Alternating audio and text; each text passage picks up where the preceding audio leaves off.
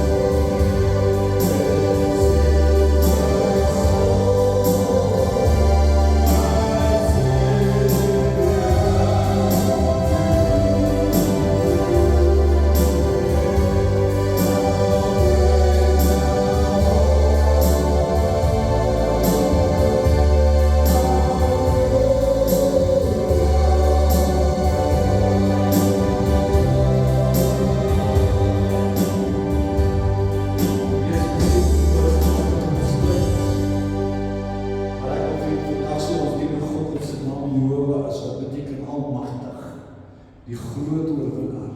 Daar is niks wat hom moeilik is nie. En die stryd is syne. Vermoere is hy die een wat die geveg vat. Hy is die magtige oorlogsman. Hy is die een wat die groot stryd vir ons oorwin. Hy is die een wat sy naam Jesus is, Jehovah is.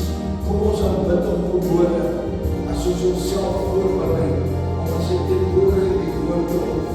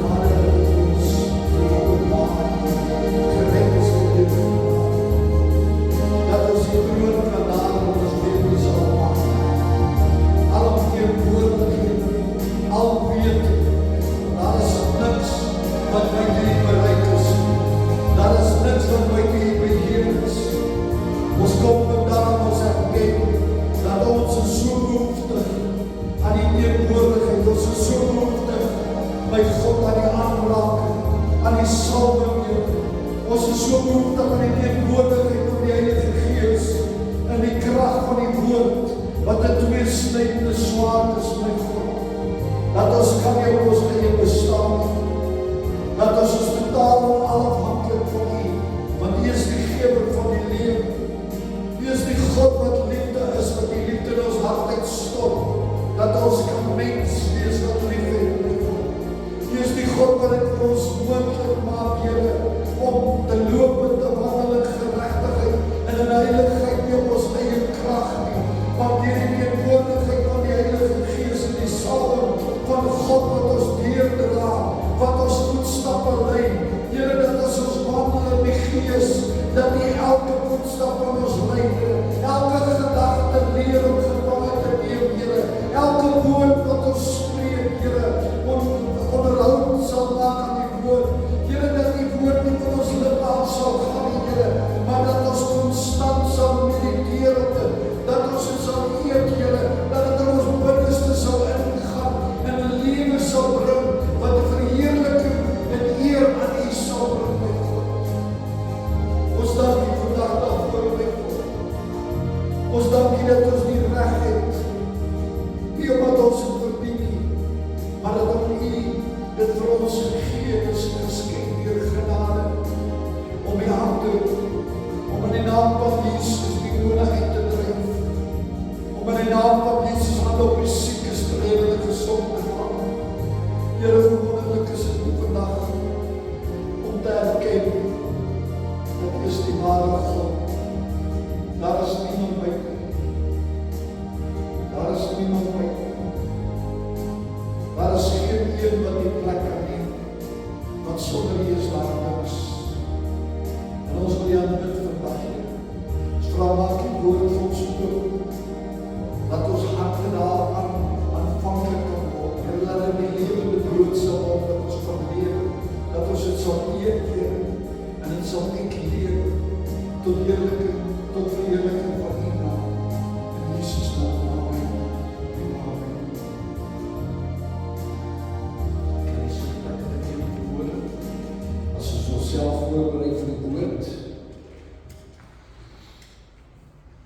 Ons is besig met die boek van die Openbaring en ons het laasweek het ons gekom by 'n situasie wat die Here vir ons gesê het, en ons het die 7 die 3 W's gedoen. Die 3 W's wat die 5de basyn en die 6de en die 7de basyn is. Maar ons het net die 5de en die 6de basyn gedoen en ons het gesien hoe erg is dit. Ons het gesien in die woord van die Here dat die woord van die Here sê daar was 'n halfuur van stilte.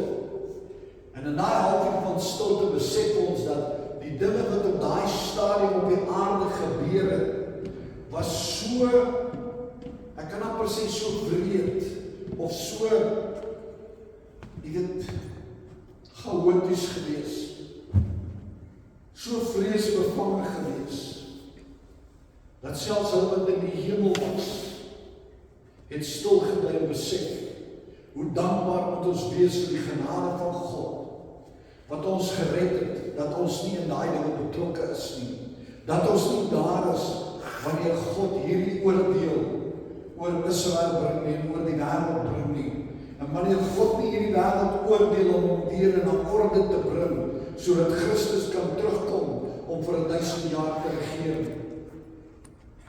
Ons gaan vandag aan in Openbaring, hoofstuk 10, en in Openbaring hoofstuk 10 van vers 1 tot 11 sê hy, en ek het 'n ander sterk engel in die hemel sien neerddaal, bekleed met 'n wolk, en 'n reënboog was oor sy hoof, en sy aangesig was soos die son, en sy voete soos pilare van vuur, en in sy hand het hy 'n geopende boekie gehad, en hy het sy regtervoet op die see gesit, en sy linkervoet op die land, en hy het met 'n groot stem uitgeroep, soos 'n leeu wat brul. En toe het hy uitgeroep het die 7 donderslae hulle stemme laat hoor. En toe die 7 donderslae hulle stemme laat hoor, wou ek skrywe, maar ek het 'n 7 donderslae gespreek het, en skryf dit nie op nie. En die engel wat op die see en op die land sien staan het sy hande na die hemel opgehef en hy het gesweer, by hom wat in alle ewigheid lewe, wat die hemel geskaap het wat daarin is, en die aarde wat daarin is, en die see wat daarin is, dat daar geen tyd meer sal wees nie. As ek kyk na hierdie dinge, hy sê, maar in die dae van die stem van die 7de engel, wanneer hy met die bazuin sal blaas, dan is die verborgenheid van God volbring. Soos hy die blye tyding verkondig het aan sy diensknegte die profete, en die stem met uit die hemel gehoor het weer tot my gespreek en gesê, gaan, neem die geopende boekie in die hand van die engel, wat op die see en op die land staan. En ek het na die engel gegaan, en aan hom gesê, gee my die boekie. Toe sê hy vir my, neem en eet dit op. En dit sal in jou maag bitter word, maar in jou mond sal dit soet wees, soos heuning. Toe neem ek die boekie in die hand van die engel, en eet dit op. En in my mond was dit soet soos heuning. Maar toe ek dit geëet het my maag bitter geword. En hy het vir my gesê, jy moet weer profeteer oor baie volke en nasies en tale en konings. Waar is ons nou? As ons hierdie hoofstuk lees, besef ons is tussen die 6de en die 7de bazuin. En ek is tussen die 6de en die 7de bazuin. Ons is in die Bybel in hoofstuk van hoofstuk 6 tot hoofstuk 19, ons is besig met die groot verdrukking. Ons is basies omtrent amper in die middel van die groot verdrukking, wat in Openbaring 12 en 13 is basies, as ons kyk na die woord van God en ons sien wat daar gebeur, en die woorde wat gespreek word, wat hy praat van 42 maande en 2120 dae, dan besef ons dat die middel is basies in Openbaring 12 en 13, die middel van die 7 jaar. Nou dat 2,5 jaar is nog nie eens verby hierdie. Ons maar soos in die laaste streke. Ons sien dat die oordele van God, dat die 3 verskillende oordele is wat God op die mens vel. Hy gee die 7 seels, die 7 trompette, en dan die 7 oordeelskale. Die oordeelskale van God, wat die woede van God op die aarde gaan uitstort. En ons is nog nie eens by die 7 skale. En ons het al gesien, hoe ferm en hoe ernstig is die oordeel van God op sonde, en op 'n sondige wêreld. En ons het gesien en ervaar en beleef, dat ons moet dankbaar wees. Ek dink in daai halfuur van stilte, en ek het gisterand toe ek lê en ek lees in die Bybel, en toe ek lees in die Bybel, toe is dit asof daai Here vir my sê, besef jy, hoe genadig ek vir julle is? Besef jy, hoe groot my goedertierenheid vir julle is? Dat ek julle van hierdie dinge weerhou. Hy sê, want dit is basies net 'n kleinigheidjie om te aanskou, om te beweeg, wat is die straf vir die sonde? En daardie straf is op my seun gelê. En hier stort ek my straf op die aarde uit, en ek stort dit nie eens heeltemal uit nie, hy sê, want daar is 7 donderslae wat ek nie eens gaan vertel nie. Hy sê, want as ek dit vir jou sou vertel, sou jy dit nie eers jy die vrees sou jou so oorval het, dat jy nie sou kon vashou nie. Dit is so ernstig met God, dat hy hierdie 7 donderslae vir ons wegsteek. En ons gaan dit vir die eerste keer ervaar, na die wegraping, as ons daar kom en hierdie dinge gebeur. Ons het wel 'n vooruitblik wat in die toekoms is, maar hierdie 7 donderslae steek die Here vir ons weg. Ons is tussen die tweede en die derde weer. Die derde weer is die laaste ene. Jy sal onthou, so toe ons by die 5de engel gekom het, wat sy trompet geblaas het, het hy gesê, weer die volgende 3 bazuine wat kom. En ons besef Here, hoe erg is dit nie? As jy net kan besef wat die gevolge van ons sonde is. As jy kan besef, as jy sien hoe God sy oordeel hier vel, soos na die Ou Testament toe gaan en ons kyk, elke keer wat die Israeliete in bandelingskap ingegaan het, hoe hulle die kinders doodgemaak het, hoe hulle die swanger vrouens oopgesny het, hoe hulle, jy weet, die wreedste dinge gedoen het, sodat die mens net tot inkeer kon kom en weer na God kan roep, want dit is die mens sonder God, is die wreedste skepping wat daar is. Daar is twee dinge wat ons sien wat baie uitstaan en uitdruklik is in hierdie deel van die skrif. En ons boodskap gaan nie baie lank wees vandag nie, want ek wil hê jy moet teruggaan in hierdie boodskap van bepeins. Ek wil hê jy moet teruggaan in hierdie boodskap ter harte neem. Die eerste een sien ons basies die beskrywing van die engel. Met ander woorde, soos in vers 1 tot 4 lees, dan lees ons die beskrywing. Hy sê, en ek het 'n sterk engel in die hemel sien neerdal, bekleed met 'n wolk, en 'n reënboog was oor sy hoof, en sy aangesig was soos die son, en sy voete soos pilare van vuur, en in sy hande het hy geopende boekie gehad, en hy het sy regtervoet op die see gesit, en sy linkervoet op die land, en hy het met 'n groot stem uitgeroep, soos 'n leeu wat brul. Toe hy uitgeroep het die 7 donderstrale stemme laat hoor. En toe die 7 donderstrale stemme laat hoor, wou ek skryf, maar ek het die stem uit die hemel vir my oor sê, verseël wat die 7 donderslae spreek, en skryf dit nie op nie.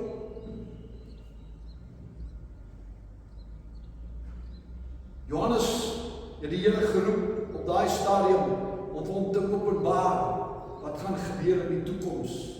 En ek glo toe hy die 7 donderslae hoor, toe wil hy dit neerskryf, want hy wil hê ons moet weet. Maar God sê nie. God sê nie. Daar is 7 dinge wat ek nie sal weet, tot die dag dat die wegprating plaasgevind het, en hierdie dinge werklik gebeur nie. En hierdie 7 goeie sal verborge bly. God het dit so bepaal, want God het ons beskerm. Ons sien die verklaring van die engel. Met ander woorde, hierdie engel maak 'n verklaring. Daar's 'n duidelike verklaring en ons gaan na hierdie goeders kyk. Maar daar is 3 baie belangrike getuienisse, want God laat hom nooit sonder 'n getuienis wees. Jy sal onthou die vorige keer het ek weer gesê, daar was 'n tydperk op die aarde toe daar net een getuienis vir God was, en dit was Noag. Die skrif sê dit was net Noag wat 'n getuienis vir God was, en God het hom gevra om die ark te bou, en God het sy woede op die aarde uitgestort met reën, daai tyd om die aarde skoon te was. Maar hier sien ons 'n sterk engel wat 'n getuie vir God is. En ons gaan nou kyk in sy verklaring hoe hy 'n getuie vir God is. Ons kyk, ons sien nog verder soos in Openbaring 11 gaan, sien ons die 2 getuienisse wat voor die tempel of by die tempel gaan staan, en hulle gaan die getuienisse wees vir God, waar die anti-kris hulle gaan doodmaak, en waar hulle weer gaan opstaan, om te getuig dat God het beheer oor lewe en dood. En dan kyk ons na die getuienisse van die ouderlinge. Hierdie ouderlinge wat op die aarde geleef het, wat trone het rondom die troon van God.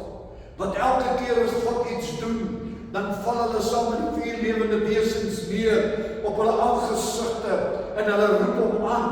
Hulle roep hom aan elke keer met 'n nuwe getuienis. Hulle roep hom aan elke keer met 'n nuwe beskrywing. Hulle roep hom aan elke keer met 'n nuwe opheffing van hoe almagtig God is.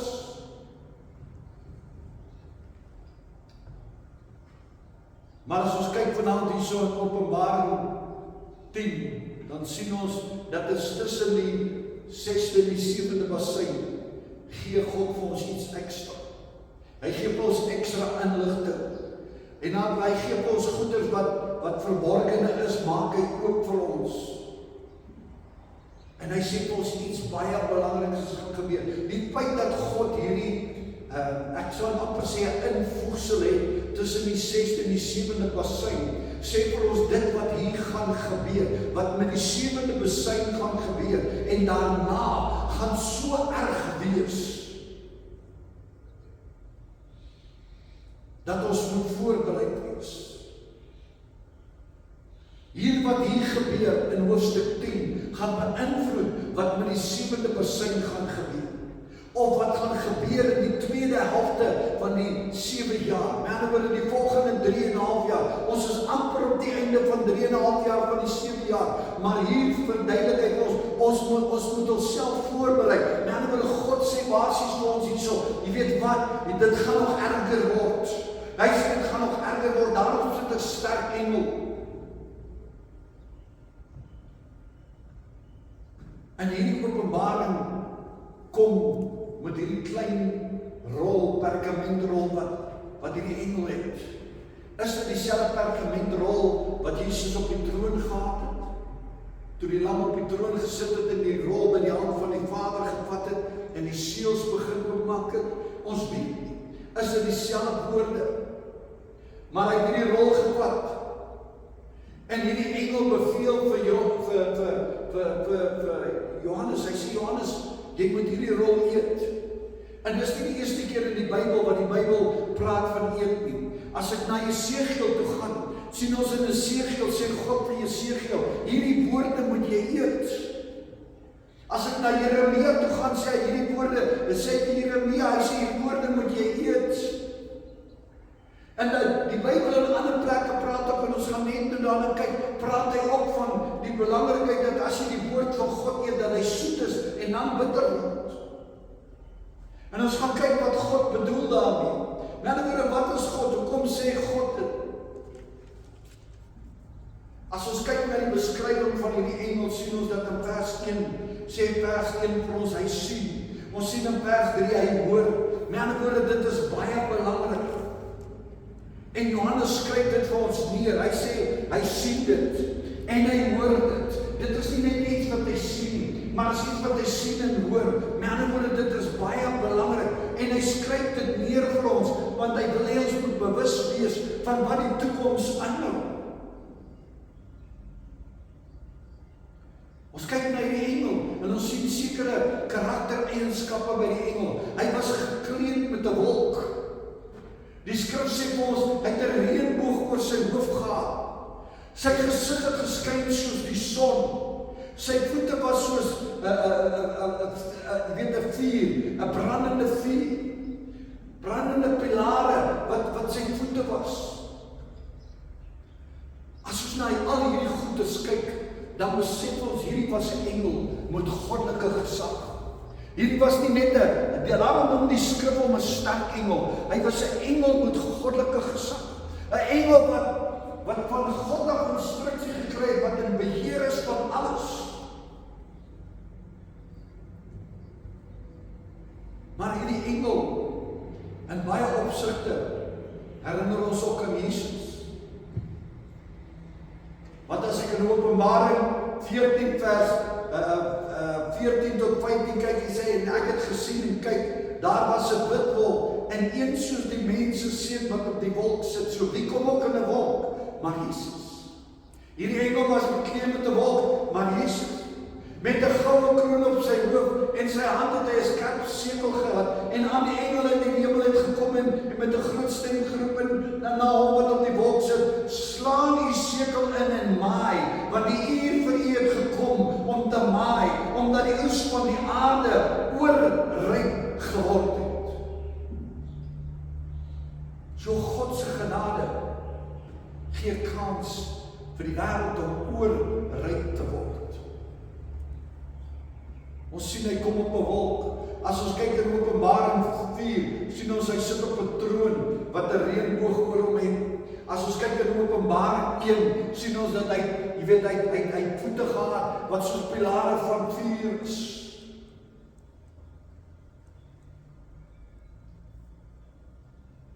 En elke keer sien ons God openbaar sy woord. Hy gee dit vir Jesus, onthou toe Jesus opgevaar het, het hy gesê, selfs ek weet nie is die uur en die oomblik nie. Maar hier sien ons in Openbaring, sien ons, hy sê die Vader het dit vir Jesus gegee, en Jesus het dit vir 'n engel gegee, en die engel het vir Johannes gegee as 'n profetiese woord, en vir Johannes as 'n profetiese woord, word dit aan ons oorgedra. En hier sien ons hierdie engel kom weer eens van God af, want die autoriteit is van God af. As jy na hierdie eienskappe kyk van hierdie engel, hierdie karaktertrekke, dan besef jy hierdie engel kom van God af.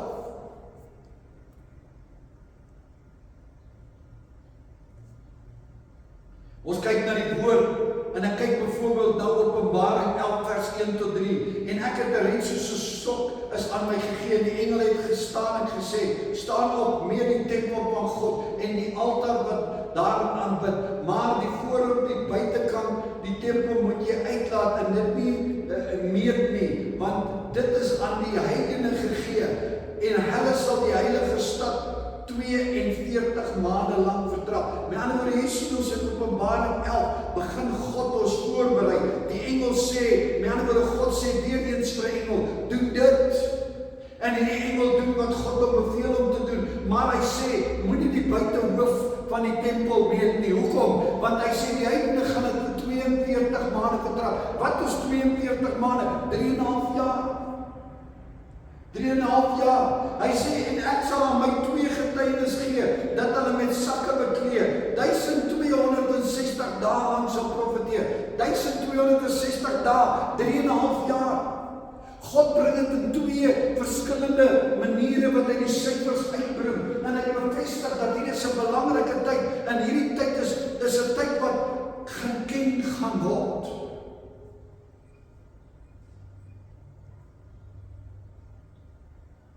Hier sien ons 'n engel, en hy het 'n oorboek in sy hand gehad.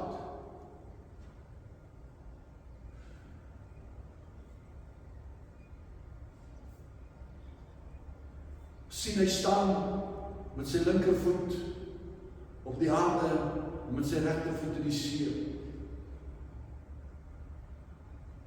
Hoekom is dit so belangrik om te besef, hy staan met sy linkervoet op die aarde, en as jy mooi gaan lees, daar is in Openbaring, praat hy sê, en ons gaan net nou luister as hy uitroep, dan gaan ons sien hoe roep hy uit na God toe, en dan besef ons, as die engel op die see staan, en op die aarde staan, en hy kom uit die hemel uit, dan verteenwoordig hy God se totale skepping.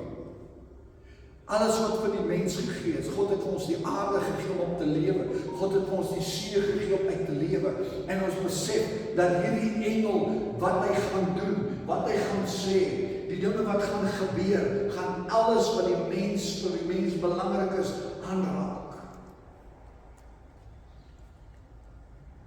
Ons kyk na hierdie engel, en ons sien hy het 'n stem, soos 'n leeu wat brul. Met ander woorde, sy stem is soos 'n leeu wat brul. Hoekom 'n leeu wat brul? Wie wat maak 'n leeu wat brul? 'n Leeu wat brul is kragtig.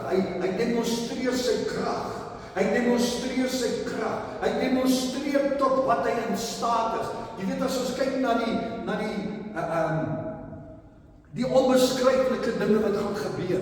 Ek kan dit nie eens vir jou vertel nie. Hy beskryf die bonatuurlike mag wat gaan uitgeoefen word. Ek weet nie of jy al gesien het wat maak 'n leeu as hy beeste wil vang nie. In die vroeë jare die mense beeste kraal, het hulle takke so rondom die beeste kraal sit. Hulle doen dit vandag nog, sit ons pale en goed rondom met hekke. Maar 'n leeu sal nie oorspring en die bees binne in die kraal vang nie. Hy staan buite die kraal op die een kant, dan brul hy. Dan hardloop al die beeste teen daai kant van die kraal vas, en hulle maak daai kant swak. Dan hardloop hy om na die ander kant toe, dan brul hy aan die ander kant. Dan hardloop hulle hierdie kant teen tot daai beskerming breek. En die oomblik as daai beskerming breek, as hulle uitkom, dan vang hy, want hy kan jou nie aanraak in die teenwoordigheid van God. En dit is wat hierdie leeu doen. As hierdie leeu brul, dan brul hy en hy sê, ek het mag, ek het krag, ek kan dood maak. Hy sê ook vir ons hierdie brul van ons sê, daar gaan iets gebeur wat baie belangrik is. Met verrykende gevolge. En as hierdie engel kom, dan hoor ons die 7 donderslae wat praat.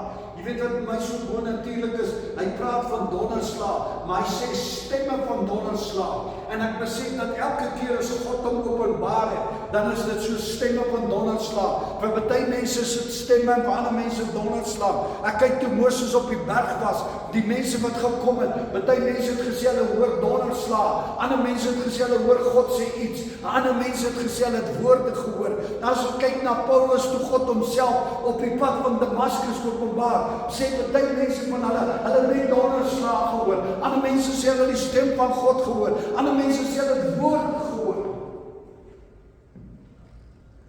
Maar die Gees steek God het weg. Hierdie 7 donderslag, sê Johannes wil dit neerskryf, want toe kom sy daar, hy wil vir ons sê wat die toekoms inhou. Hy wil dit neerskryf. Hy wil ons moet weet, want dit is die doel hoekom hy daar is. Maar hierdie goed is so verskriklik.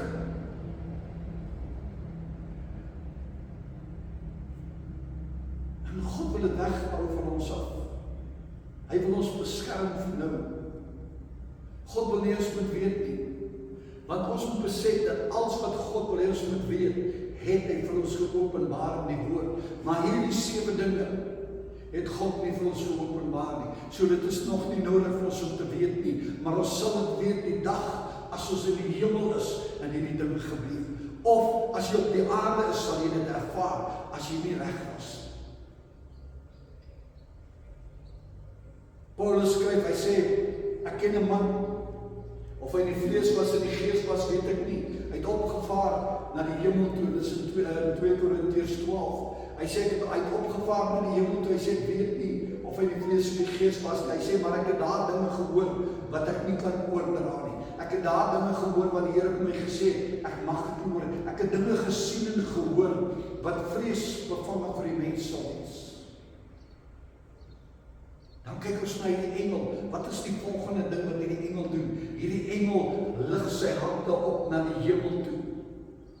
Hoekom lig hy sy hande op na die hemel toe? Hy roep almal en alles wat in die hemel is tot getuienis.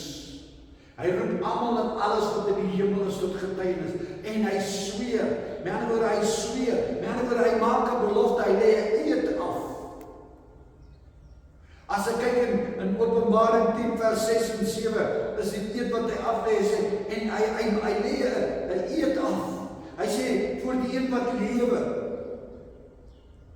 vir hom wat vir ewig lewe,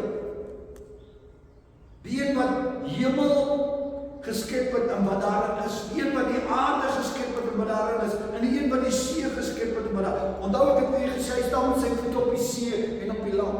Hy kom uit die hemel uit. Hy die een wat die hemel geskep het en alles wat daarin is. Die een wat aarde geskep het en alles wat daar. Die een wat die see geskep het en alles wat daar. Daarom, op hom, die skepper van die heelal, op hom maak hy sy belofte.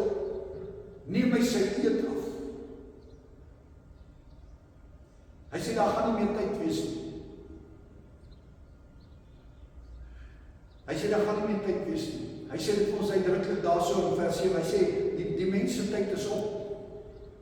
Hy sê, ons tyd is op, ons is in beseringstyd. Speeltyd is verby. Dit is belangrik dat ons weet. Hy praat in Lukas, sê ons, hy sê dit sal wees soos in die dae van Noag. Hoe was dit in die dae van Noag gewees? In die dae van Noag was daar baie wreedheid. Daar was wreedheid waar die mense moord gepleeg het, en daar was, jy weet, waar die mense verkrag het, en waar die mense al hierdie lelike dinge gedoen het, soos in die dae van Lot, seksuele immoraliteit, lesbianisme en homoseksualisme, in die dae, hy sê, dit gaan weer so, ons is klaar in daai dae. Ons is klaar in daai dae. God sê, tyd is op, dat is 42 maande. Ek het julle net nou gelees waar hy gesê, waar die seun van God gekom het op die wolke, met 'n sekel in sy hand, sê hy van maai. Hy sê, want die oes is oorryp, maai. Die wêreld se tyd is op, God se tyd het gekom.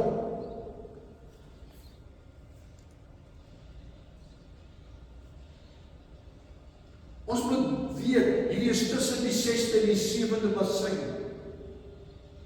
As ons gaan na Openbaring 11 vers 15 toe waar die bassein lees, sê hy ons in die 7de engel het geblaas en daar was groot stemme in die hemel wat sê, die koninkryk van die wêreld, die eiendom van ons Here geword en van Christus en hy sal koning heers tot in alle ewigheid. Met ander woorde, die wêreld se tyd is op. Dis klaar. Dit is wat die engel sê. En dit is die waarheid. Dit gaan nie verander nie. God is op beheer. Ons kyk, hy praat van die verborge, jy weet, die verborge planne van God. Hy praat met ons, as ons kyk, hy sê, en God het hierdie verborge planne van ons volmaak. Met ander woorde, elke profesie is volbring. Hy sê in Openbaring 12 vers 10, toe hoor ek 'n groot stem in die hemel sê, nou het die heil en die krag van die koningskap, die eiendom van ons God geword, en die mag van Christus, want die aanklaer van ons broeders is neergewerp. Hy wat hulle aangekla het vir ons God dag en nag. Met ander woorde, Satan kon ons nog altyd gaan aankla by God, maar op daai stadium, toe Christus kom, toe sê hy, dis verby, dis klaar. Satan en die engele is uitgegooi. Nooit weer in ewigheid sal hy die mensdom kan aankla vir God nie. Nooit weer. Dis klaar. Hulle is in die hemel uitgegooi vir altyd en altyd. Hulle het nou nog toegang om ons aan te kla. Maar op daai stadium het God hulle uitgegooi. Hulle het nie meer toegang om ons aan te kla nie, want die mens se tyd is klaar. Dit is God se tyd nou, en in God se tyd laat God dit nie meer toe nie.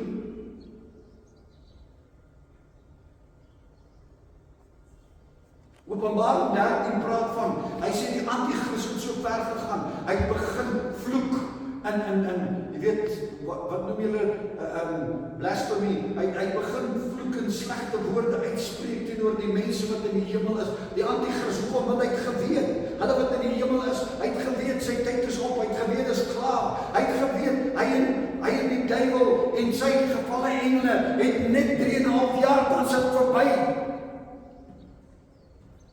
En hy moes in daai 3,5 jaar alles doen wat hy kan om die wêreld te vernietig. Hy moes dit doen, want hy het geweet, sy tyd is op.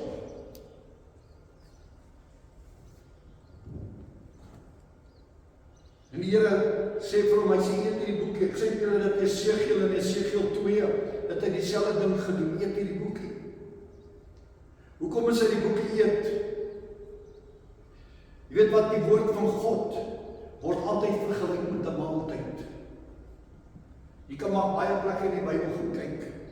As jy Matteus 4 vers 4 kyk waar Jesus versoeker sê hy, maar hy antwoord hom toe hy vir hom sê, maak hierdie klippe brood. Maar hy antwoord hom, hy sê, daar is geskrywe, die mens sal nie van brood alleen lewe nie, maar van elke woord wat deur van die mond van God uitgaan. En oor waarvan sal ons lewe?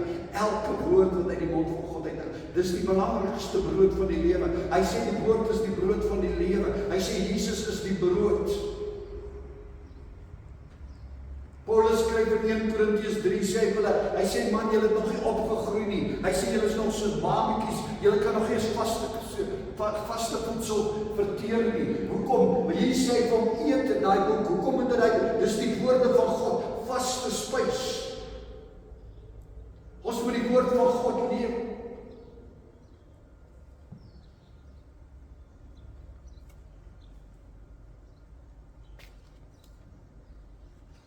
Ek het gisterand 'n interessante ding. Die Here vir my gewys en geopenbaar. Hy sê dat elke keer so 'n man preek, dan bak hy basiese brood vir die Here. Elke keer. Nou wil elke keer as ek hier so staan en ek preek die woord van God en ek preek dit in waarheid en in gees, dan bak ek 'n brood vir God om die mens te bedien. Bring die lewende brood uit. Hoekom is hierdie brood, en ons kyk na die brood, hoekom is hierdie brood? Jy weet, ons kyk na Johannes, en daar's skrifte wat ek vir jou aan kan gee, as jy bijvoorbeeld kyk na Psalm 119, vers 13 sê, hy sê, hoe soet is die woord in my mond? Dis soos heuning in my mond. God se woord soos heuning. Jy onthou wat hy net in hom gesê het, hy sê, toe die boekie eet, was dit soet soos heuning in sy mond. Maar het bitter geword. Hoekom is dit soet soos heuning? Dit het soet soos heuning geword, omdat hy besef dat God openbaar sy genade. Hy besef dat God openbaar sy redding. Hy besef dat God openbaar sy voorsiening. En hy besef dat God openbaar, dis soet. As jy die woord lees, dan besef jy, God se genade is vir ons genoeg. Maar nou word dit bitter. Hoekom word dit bitter? Want nou weet hy moet hierdie boodskap oordra na die mens toe, wat besig is om in hulle sondes tot af te daal na die hel toe. Dis nie maklik om 'n boodskap oor te dra, om vir mense te sê, hulle gaan hel toe. Maar nou sê die woord was soet, want hy het die beloftes van God gesmaak. Maar nou moet hy hierdie woord uitspreek en sê, hierdie is die beloftes van God, en as jy nie onderwerp aan God nie, hierdie is die straf van God wat kom. Nou word hierdie woord bitter. Want hy sê vir hom, jy moet weer profeteer.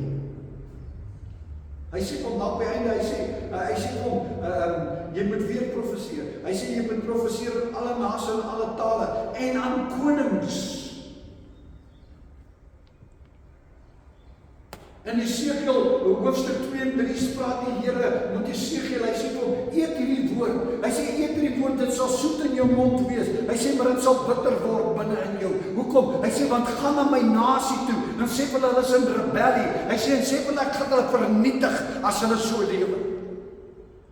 Hy soet in die mond, want God gee beloftes. Hy bitter, want jy moet vir die mens sê dat hierdie goeders is slegs beskikbaar as jy jouself bereid maak aan God. As jy nie toelaat dat God regeer nie, dan gaan dit 'n probleem word. Hy het dit met Jeremia dieselfde gedoen. Hy doen dit nou met Johannes. As ek na Johannes kyk, byvoorbeeld praat hy met Johannes, hy sê vir hom, hy moet dit skryf en hy moet weer profeteer. Ons gaan na Openbaring 22 vers 10 en 11 toe en hy het vir my gesê, moenie die woorde van die profesie van hierdie boek verseël nie, want die tyd is naby. Wie onreg doen, laat hom meer onreg doen. En wie vuil is, laat hom nog vuiler word. En laat die regverdige, luister na dit, hy sê, laat die regverdige nog regverdiger word. En laat die heilige nog heiliger word. Maar dit gaan bitter wees vir party, en dit gaan soet wees vir ander. Onthou wat ek vir jou gesê het, dat die mens verhard sy hart tot op 'n sekere punt, en dan vat God oor, dan verhard hy jou hart. As God jou hart verhard, dan is dit klaar. Dis verby. Hy sê, want ek betuig aan elkeen wat die woorde van die profesie van hierdie boek hoor. As iemand by hierdie dinge byvoeg, en dit is vers 18, dan sal God oor hom die plaag byvoeg waarin hy in hierdie boek geskryf. En as iemand iets van hierdie boek van hierdie profesie wegneem, dan gaan God sy deel wegneem uit die boek van die lewe en uit die heilige stad en uit die dinge wat in hierdie boek geskryf is.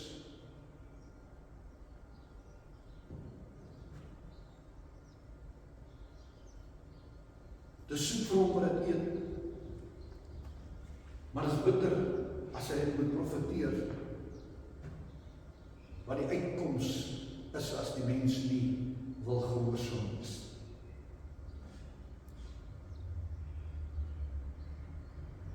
Dis soet om die blye boodskap te bring. Maar dit is bitter om vir die mense te sê, as jy nie gehoor gee, gaan jy nie help nie. Johannes het die soetheid gehad om God se plan te ken. Maar die bitterheid om dit met die mens te deel. Om hom te sê, dit is die nagevolge. En ek wil afsluit met die volgende vraag. Wat maak jy met die woorde? Wat maak ek met die woorde? Wat God in ons toevertrou? Sit ons net op dit? Of dra ons dit?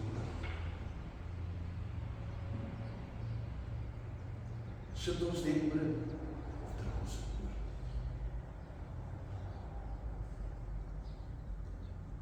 Vanmôre is dit baie belangrik, dat u hart moet regkry met die Here. As ek na hierdie profesie kyk, en ek dink, ek moet op die 7de bassein hoor, en as hierdie ding vir my sê, die 7de bassein gaan die ergste wees, dan besef ek hoe genadevol God is aan my.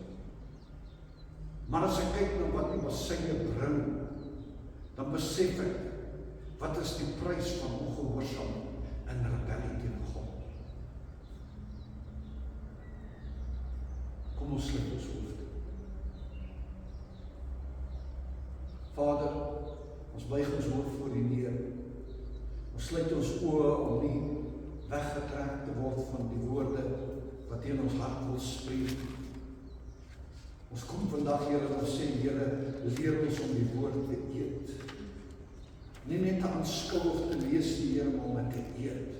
Dat het ons lewe van die binnekant af verander, sodat ons kan uitgaan met die boodskap van die soetheid van God se boodskap, maar dat ons ook kan uitgaan met die profesie van die bitterheid, dat die mens tot insig kan kom. Dat U is nie 'n God wat speel. U is 'n God wat ernstig is. U is nie 'n God wat valse beloftes maak, maar U is 'n God wat elke profesie vervul. U is 'n God dat as U vir ons beloof het, ons is gered, ons is gered. En vir hulle wat nie gered is nie, het U genade gegee om te kies, maar hulle het gekies om eerder die straf te vat, as om gered te word. Daarom vra ons, wees ons genade